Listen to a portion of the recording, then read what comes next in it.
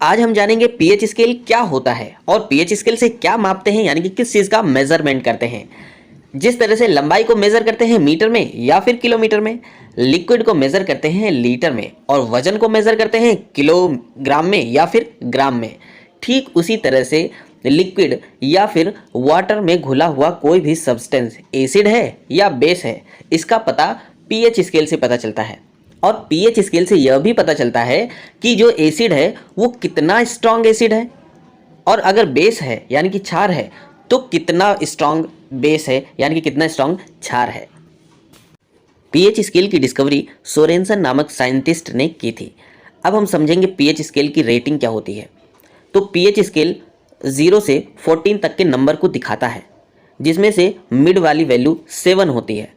7 का मतलब है कि कोई भी सब्सटेंस ना तो एसिड है और ना ही बेस है।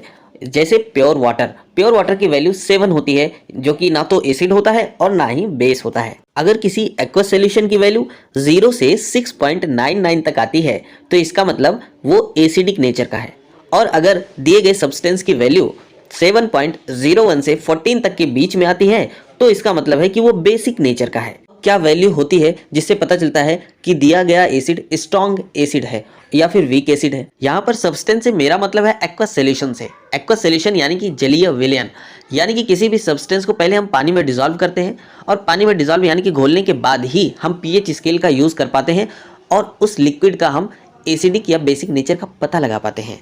पीएच स्केल में 0 से लेकर 6.99 तक की वैल्यू एसिडिक नेचर को रिप्रेजेंट करता है, और जिस एसिड की वैल्यू जितनी कम होती है वो एसिड उतना ही स्ट्रॉन्ग एसिड होता है, और जिसकी वैल्यू ज़्यादा होती है वो वीक एसिड होता है। कुछ एग्जाम्पल से समझते हैं।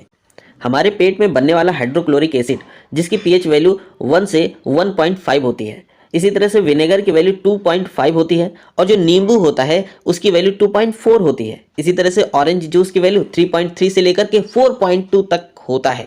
इसी तरह से टमाटर का पीएच वैल्यू 4.1 से 4.6 होता है। यानी कि इस पीएच स्केल में हम देख सकते हैं जिसकी वैल्यू कम होती है वो उतना ही स्ट्रांग होता है, और जिसकी वैल्यू ज़्यादा होती है वो कम स्ट्रांग होता है। और जिस एक्वस सॉल्यूशन की वैल्यू 7.01 से 14 तक के बीच में होती है वो बेसिक नेचर का यानी कि क्षारीय प्रकृति का होता है। जैसे साबुन है, टूथपेस्ट है, ये सब बेसिक नेचर के होते हैं। आइए जानते हैं हमारे ब्लड का पीएच कितना है। हमारे ब्लड का पीएच 7.4 होता है, और जो साल्टी वाटर होता है यानी कि सी वाटर होता है उसका पीएच 7.5 से 8.4 होता है। इसी तरह से ब्लीच का पीएच 12.5 होता है। लाई का पीएच 13 से लेकर 13.6 तक होता है।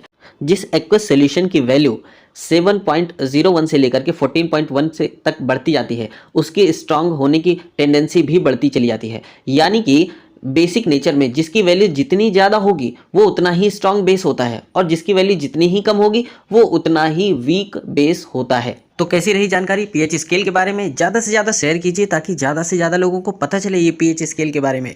तो वीडियो को लाइक कीजिए, खूब जम करके शेयर कीजिए और सब्सक्राइब कीजिए। मिलते हैं नेक्स्ट वीडियो में नई इन्फॉर्मेशन के साथ में।